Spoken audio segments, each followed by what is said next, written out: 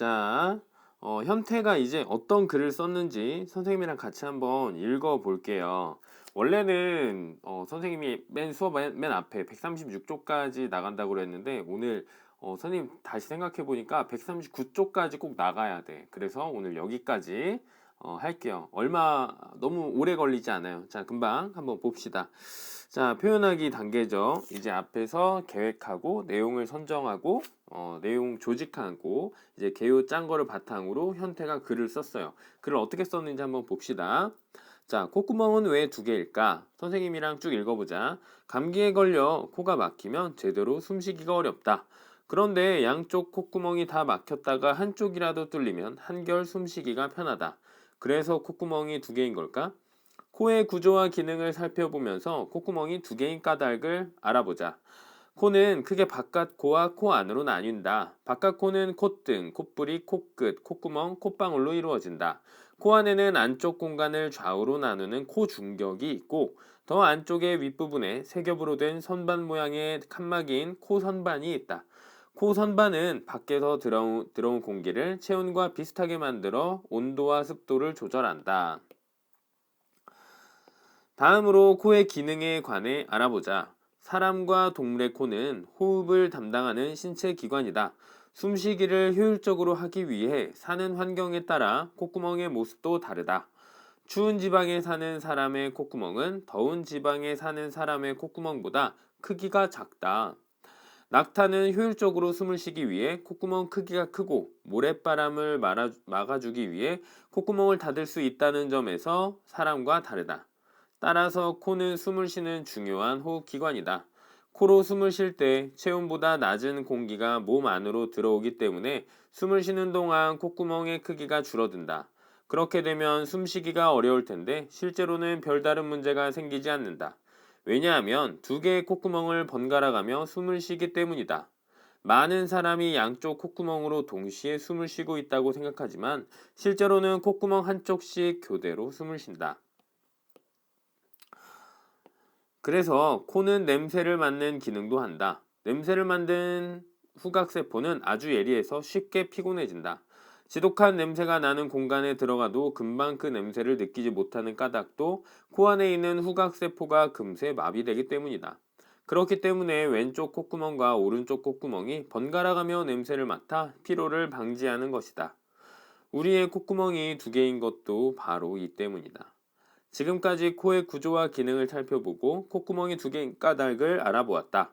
그 과정에서 우리는 코가 중요한 신체 기관임을 알게 되었다.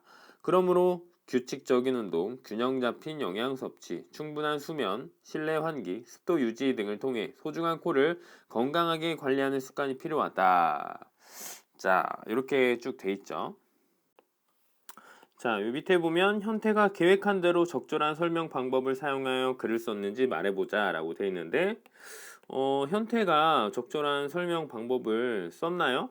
자, 일단 요 부분 여러분 보자. 코는 크게 바깥 코와 코 안으로 나뉜다 라고 되어 있는데 여기에서 어떤 설명 방법이 쓰였죠? 어떤 설명 방법이 쓰였지? 1번 분석, 2번 분류, 3번 정의. 자, 뭐가 쓰였을까요? 1, 2, 3번 중에 5, 4, 3, 2, 1, 땡! 자, 여기선 분석이 쓰였죠.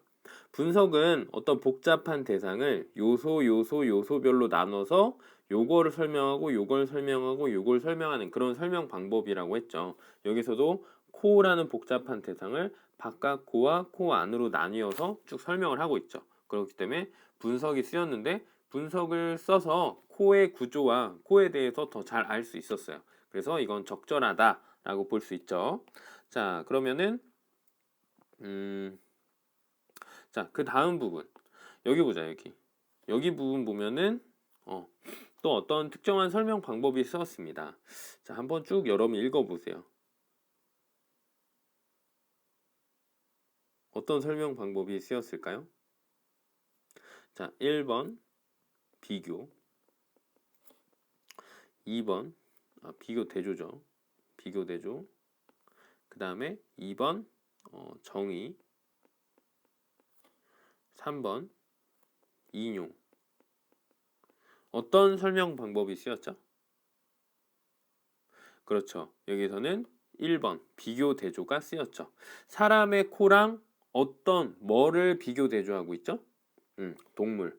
사람과 동물의 코를 비교하고 있는데 좀 더 구체적으로 보면은 사람의 코와 낙타의 코를 이제 비교하고 대조하고 있죠.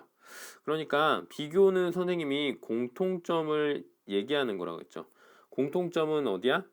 사람과 동물의 코는 모두 호흡을 담당하는 신체 기관이다. 그렇죠? 이래서 여기에서는 공통점이 나왔어요. 공통점. 그러니까 여기서는 비교가 쓰였다고 볼 수 있지만 여기에서는 낙타는 콧구멍 크기가 크고 모래바람을 막아주기 위해 콧구멍을 닫을 수 있다는 점에서 사람과 다르다. 차이점이 나타났죠. 차이점. 음, 대조가 우리 차이점을 나타내는 거라고 했잖아. 그러니까 이 부분에선 대조가 쓰였다고 볼 수 있는 거예요. 그쵸? 그 뒤에 부분까지 쭉 대조가 쓰였다고 볼 수 있죠. 자, 그래서 분석과 비교 대조가 쓰였는데 비교 대조를 써서 사람의 어떤 코의 특성을 잘 드러낸 것 같아. 그쵸? 그래서 이것도 적절하다고 볼 수 있어요. 그래서 분석과 비교 대조가 쓰였는데 다 적절하다라고 생각을 하고 넘어갈 수 있겠죠. 자, 쭉. 그다음 그러면은 이제 현태가 글을 썼는데 초고를 썼으니까 이제 재고를 써야 되죠. 재고. 이게 바로 고쳐쓰기 단계죠. 이게 재고 쓰기죠. 재고 쓰기.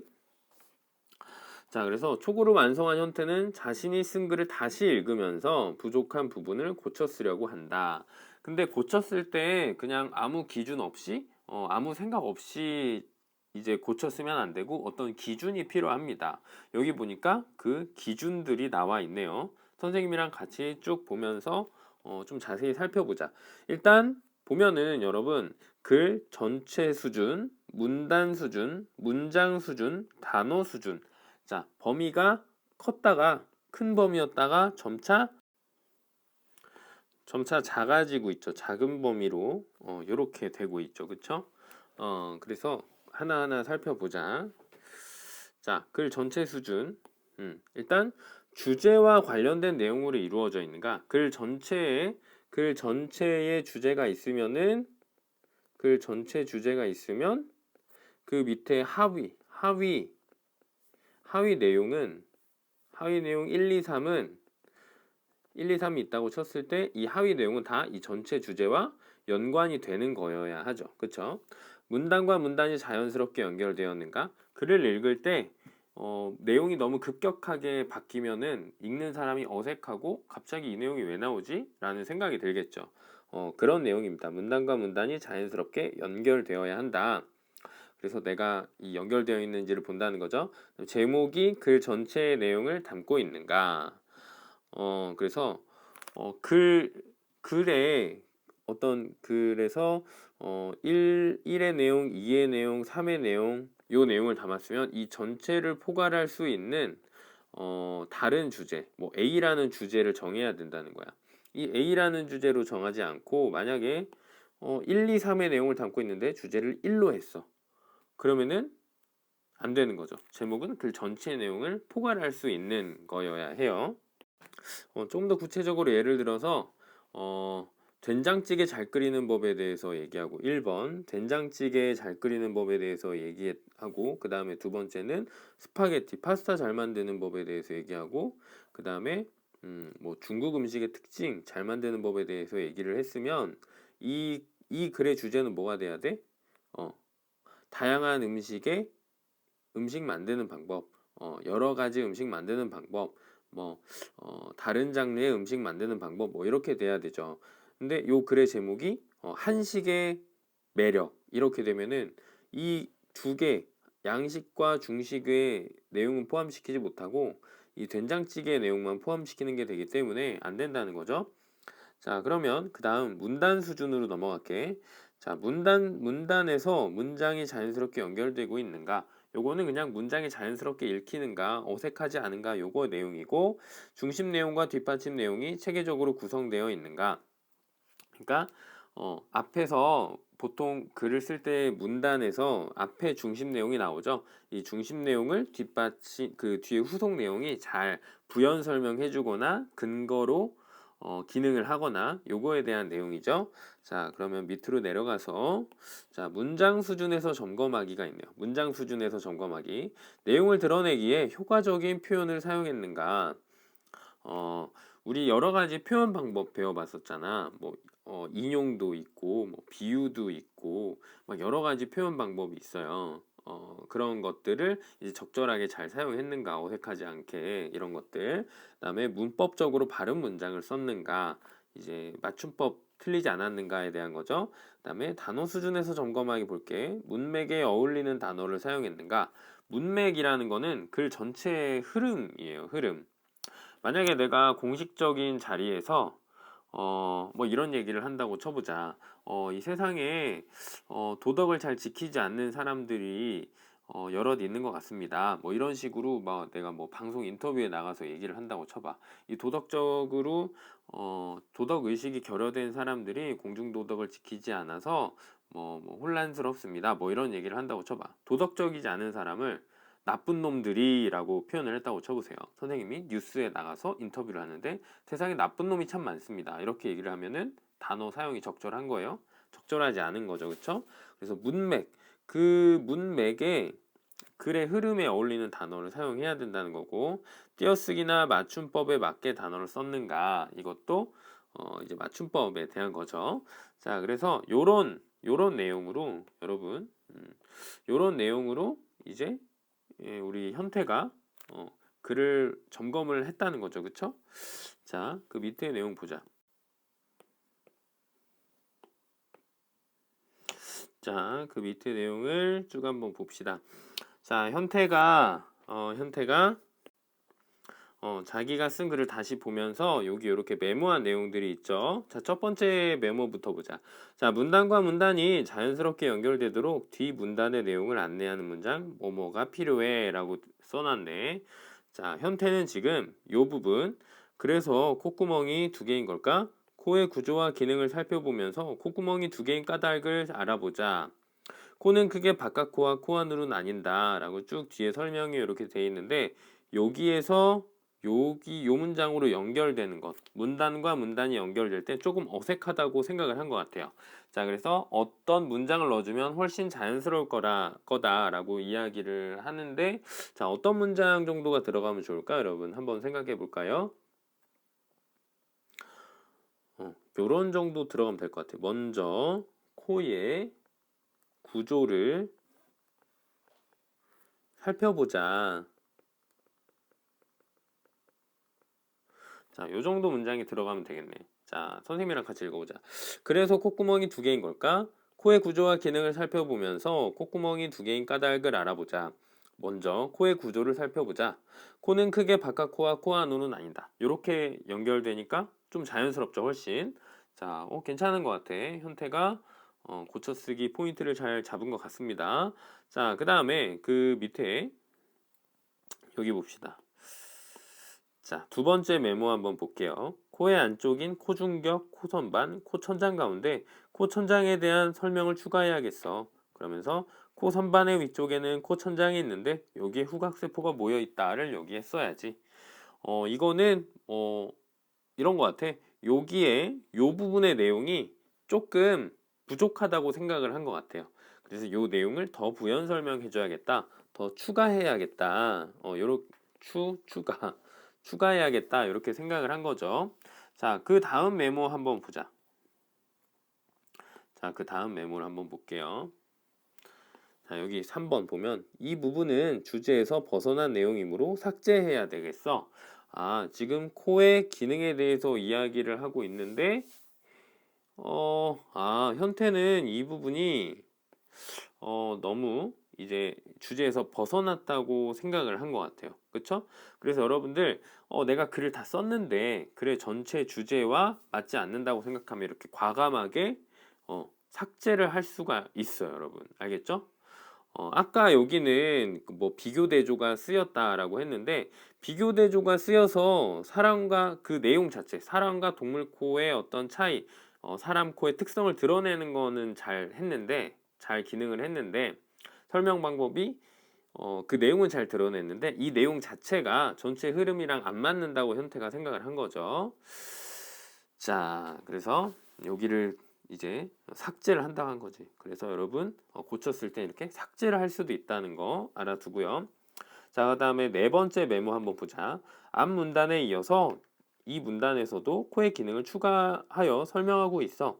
근데 그래서가 아니라 뭘로 바꾸면 될까? 이거는 그리고로 바꾸는 게 더 나을 것 같아요. 왜 그리고냐면 그래서는 여러분 원인과 결과야. 원인과 결과. 원인 결과의 관계일 때 그래서를 씁니다. 배가 고프다. 그래서 라면을 끓였다. 잠을 늦게 잤다. 그래서 아침에 졸리다. 이렇게 원인과 결과 관계일 때 그래서를 합니다. 근데 요 앞의 내용과 요 뒤의 내용이 원인과 결과가 아닌 거죠. 그냥 나열되는 그런 내용이라서 그리고라고 얘기를 한 거죠. 그렇죠?